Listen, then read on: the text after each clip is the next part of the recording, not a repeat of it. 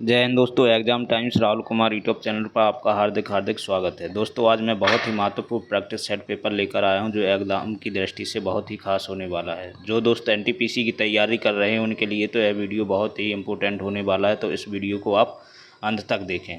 ठीक है दोस्तों, तो आइए चलते हैं पहले प्रश्न की तरफ। दोस्तों देखिए पहला प्रश्न क्या कहता है। आप सभी दोस्तों को ये पता होगा कि 5 जून से एनटीपीसी की परीक्षा शुरू होने वाली है, तो सभी दोस्त पढ़ते रहें और प्रैक्टिस सेट और प्रीवियस ईयर के पेपर लगाते रहें। ठीक है, तो आइए चलते हैं पहले प्रश्न की तरफ। दोस्तों पहला प्रश्न देखिए, बहुत ही इम्पोर्टेंट प्रश्न है दोस्तों। एक सींग वाले गैंडे के अभ्यारण्य की अनमोल विरासत है। ठीक है, बहुत इंपॉर्टेंट प्रश्न है, कई एग्जामों में इसको पूछा गया है। तो इसका दोस्तों राइट आंसर हो जाएगा आपका ऑप्शन नंबर ए, काजीरंगा। ठीक है, काजीरंगा कहाँ पर स्थित है? असम में। कहाँ पर स्थित है? असम में। तो आपको ये भी ध्यान रखना है। ठीक है दोस्तों, आप भी हमारे साथ चलिए, लगाइए प्रैक्टिस सेट पेपर और बताइए आपके कितने सही निकलते हैं। ठीक है, चलिए आप दूसरा प्रश्न देखिए। पूना समझौता था सरवाड़ हिंदुओं तथा दलितों के बीच समझौता या सरकार तथा दलितों के बीच समझौता, जमींदारों तथा दलितों के बीच समझौता, इनमें से कोई नहीं। ठीक है, तो इसका राइट आंसर हो जाएगा दोस्तों ऑप्शन नंबर ए, सरवड़ हिंदुओं तथा दलितों के बीच समझौता। एक कब हुआ था दोस्तों, ये भी देख लेते हैं। तो ये हुआ था आपका 24 सितंबर 1932 को। कब हुआ था? 1932 को हुआ था पूना समझौता। तो ये ध्यान रख लीजिए, कई एग्जामों में इसको पूछा गया है। चलिए अगला प्रश्न देखते हैं। अगला प्रश्न देखिए, महात्मा गांधी ने हरिजन यात्रा कहाँ से प्रारंभ की थी? तो इसका राइट आंसर हो जाएगा दोस्तों ऑप्शन नंबर सी, वर्धा से। वर्धा से इन्होंने हरिजन यात्रा शुरू की थी। ठीक है दोस्तों, चलिए अगला प्रश्न देखते हैं। अकबर के समय वित्त मंत्री को क्या कहा जाता है? वेरी इंपॉर्टेंट प्रश्न है दोस्तों, पढ़ लीजिए। ये छोटे क्वेश्चन जितने होते हैं उतने ही इम्पोर्टेंट होते हैं, एक कहीं ना कहीं आपको देखने को मिल जाएंगे परीक्षा में। तो इसका राइट आंसर हो जाएगा दोस्तों ऑप्शन नंबर सी, वजीर। वजीर बोलते थे। ठीक है, अकबर के समय में जो वित्त मंत्री होता था, जो वित्त मंत्री का पद संभालता था, ठीक है, तो उसको क्या कहते थे? वजीर। चलिए अगला प्रश्न है दोस्तों, साधारणतः कितने सिख मिसलों का उल्लेख मिलता है? ठीक है, इसमें सिखों का प्रश्न आया है, तो सिख, बुद्ध, जैन, इनको आप पढ़ लीजिएगा बड़े ध्यान से। तो इसका राइट आंसर हो जाएगा ऑप्शन नंबर सी, 12। चलिए अगला प्रश्न देखते हैं। क्वेश्चन जल्दी जल्दी कवर करा दें ताकि वीडियो लंबा ना हो। चलिए, विजय स्तंभ का निर्माण किसने करवाया था? तो इसका राइट आंसर हो जाएगा दोस्तों option number C, Rana Kumbha ने। किसने का करवाया था? राणा कुंभा ने। चलिए अगला प्रश्न है, मैंगो सोअर किस राज्य के फलों को पकने में सहायता करता है? तो इसका राइट आंसर हो जाएगा दोस्तों ऑप्शन नंबर डी, कर्नाटक। चलिए अगला प्रश्न है दोस्तों, हार्मुज जल संधि निम्नलिखित में से किन दो देशों को अलग करती? तो इसका राइट आंसर हो जाएगा ऑप्शन नंबर ए, ओमान तथा फारसी की खाड़ी। चलिए अगला प्रश्न देख लेते हैं दोस्तों, मंगल और बृहस्पति ग्रह की कक्षाओं के बीच सूर्य के चारों ओर परिक्रमा करने वाले सेल के छोटे टुकड़ों के समूह को क्या कहते हैं? तो इसका राइट आंसर हो जाएगा ऑप्शन नंबर डी, क्षुद्र ग्रह। क्या हो जाएगा? क्षुद्र ग्रह। चलिए अगला प्रश्न है दोस्तों, तमिलनाडु तट पर निम्नलिखित किसके द्वारा शीतकालीन वर्षा होती है? तो इसका राइट आंसर हो जाएगा दोस्तों ऑप्शन नंबर ए, उत्तर पूर्वी मानसून से। चलिए अगला प्रश्न देखते हैं, सर्वप्रथम किस समिति ने निर्वाचन आयोग को बहुसदस्यीय बनाने की सिफारिश की थी? तो इसका राइट आंसर हो जाएगा दोस्तों ऑप्शन नंबर सी, संयुक्त संसदीय समिति। ठीक है दोस्तों अगर यह वीडियो आपको पसंद आए तो लाइक शेयर कमेंट करें, यूट्यूब चैनल को सब्सक्राइब जरूर कर लें। चलिए अगला प्रश्न की तरफ चलते हैं। देखिए अगला प्रश्न क्या है दोस्तों, बहुत इम्पोर्टेंट प्रश्न है। अगला प्रश्न देख सकते हो आप, दिखाई नहीं देगा, मैं और छोटा करता हूँ। हाँ, चलिए, निम्नलिखित में से कौन संघ सरकार के लिए एक सलाहकारी निकाय के रूप में कार्य करता है? तो इसका राइट आंसर हो जाएगा दोस्तों ऑप्शन नंबर आपका ए, योजना आयोग। चलिए अगला प्रश्न है, पॉलिटिक्स ऑफ चरखा चरखा नामक पुस्तक किसकी है। ठीक है, ये पुस्तक के नाम पूछे जाते हैं, तो पुस्तक के नाम भी आप ये जैसे प्रैक्टिस सेट में आ गया है, ठीक है, प्रीवियस ईयर में आ गया, तो एक क्वेश्चन को आप छांट लेना है। ठीक है, एक फेयर बना लेना है और उन्हीं को पढ़ के चले जाना है। तो इसका राइट आंसर हो जाएगा आपका option number B, J B. Kripalani. J B. Kripalani के द्वारा पॉलिटिक्स ऑफ चरखा नामक पुस्तक लिखी गई है। ठीक है, चलिए अगला प्रश्न है, दुलहस्ती परियोजना किस नदी पर स्थापित है। ठीक है, दुलहस्ती जो परियोजना है ये भी आती हैं, तो इसका राइट आंसर हो जाएगा आपका ऑप्शन नंबर सी, चनाव नदी पर। वेरी इंपॉर्टेंट प्रश्न है। ठीक है, वेरी इंपॉर्टेंट। चलिए अगला प्रश्न है, मुखौटा नृत्य का संबंध है।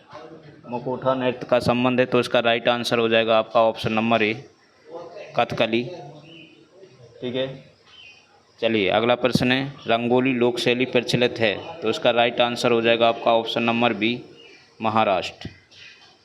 चलिए अगला प्रश्न है, पायरोमीटर है, तो पायरोमीटर संबंधित किससे है। इसका राइट आंसर हो जाएगा आपका ऑप्शन नंबर ए, सौर विकिरण को मापने का यंत्र है। ठीक है, चलिए अगला प्रश्न है आपका, आइंस्टाइन के समीकरण E बराबर mc² में C से क्या तात्पर्य है। तो इसका राइट आंसर हो जाएगा आपका ऑप्शन नंबर बी, प्रकाश की गति। चलिए अगला प्रश्न है, कृत्रिम उर्वरक में सामान्य रूप से नाइट्रोजन, फास्फोरस और तीसरा तत्व कौन सा होता है। तो इसका राइट आंसर हो जाएगा आपका ऑप्शन नंबर सी, पोटेशियम। चलिए अगला प्रश्न है, ताजमहल का निर्माण भारत और के विशेषज्ञों ने किया था। तो इसका राइट आंसर हो जाएगा आपका ऑप्शन नंबर बी, फारस। ठीक है, भारत और फारस के विशेषज्ञों ने ताजमहल का निर्माण किया था। चलिए अगला प्रश्न देखते हैं, उष्णकटिबंधीय चक्रवात जो फिलीपींस, जापान और चीन में आते हैं उन्हें क्या कहते हैं। तो इसका राइट आंसर हो जाएगा आपका ऑप्शन नंबर बी, प्रचंड बवंडर। चलिए अगला प्रश्न है, भारत का राष्ट्रपति किसको संबोधित करके अपना त्यागपत्र अपने हाथ से लिखकर दे सकता है। तो इसका राइट आंसर हो जाएगा ऑप्शन नंबर बी, राष्ट्रपति को। वेरी इंपॉर्टेंट प्रश्न है। ठीक है दोस्तों, चलिए अगला प्रश्न है,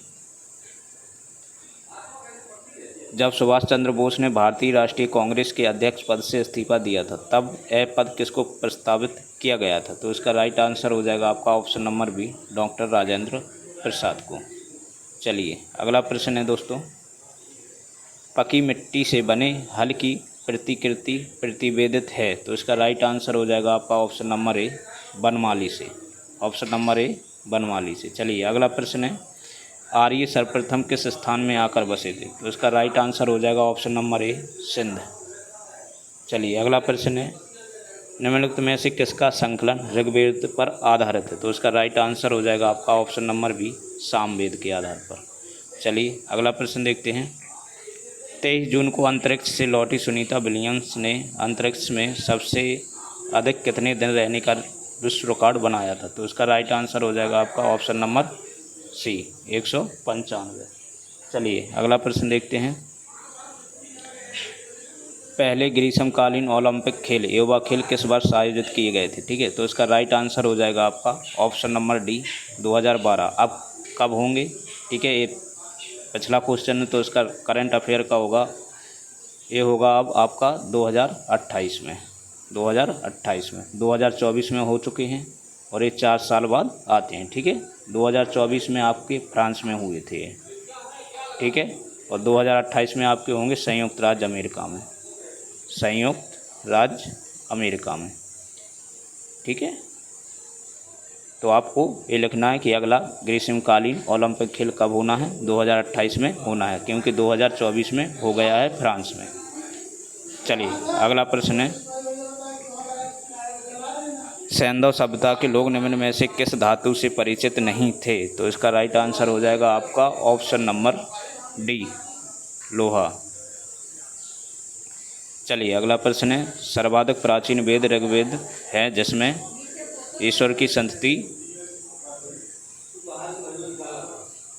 के संग है। ठीक है, ऑप्शन नंबर ए इसका राइट आंसर हो जाएगा। ऑप्शन नंबर ए इसका राइट आंसर हो जाएगा। चलिए अगला प्रश्न है, दक्षिण भारत का प्रसिद्ध तक्कोलम का युद्ध हुआ था। तो इसका राइट आंसर हो जाएगा आपका ऑप्शन नंबर बी,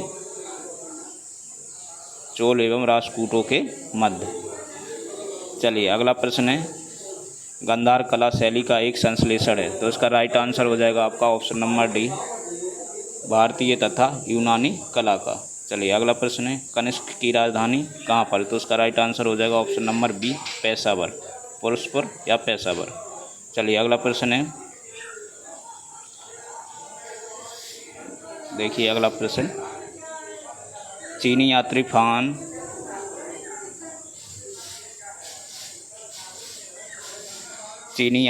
निम्नलिखित में के शासनकाल में आया था, तो इसका राइट आंसर हो जाएगा ऑप्शन नंबर सी, चंद्रगुप्त द्वितीय। चलिए अगला प्रश्न है, पृथ्वीराज चौहान के दरबारी कवि का नाम क्या था, तो इसका राइट आंसर हो जाएगा आपका ऑप्शन नंबर बी, चंद्रबरदाई। चलिए अगला प्रश्न है,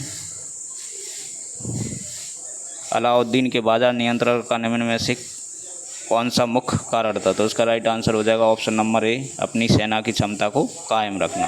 चलिए अगला प्रश्न है दोस्तों, दीवान ए रियासत विभाग की स्थापना किस सुल्तान ने की थी, तो इसका राइट आंसर हो जाएगा आपका option number A, Alauddin Khilji ने। चलिए अगला प्रश्न है, मीराबाई समकालीन किसके थी, तो इसका राइट आंसर हो जाएगा option number B, Chaitanya Mahaprabhu के। ठीक है। चलिए अगला प्रश्न है, मुगल काल में सेना का प्रधान निम्न में से कौन था, तो इसका राइट आंसर हो जाएगा option number B, Mir Bakhshi. चलिए अगला प्रश्न है, मराठों को एक शक्ति के रूप में किसने संगठित किया था, तो इसका राइट आंसर हो जाएगा ऑप्शन नंबर सी, शिवाजी।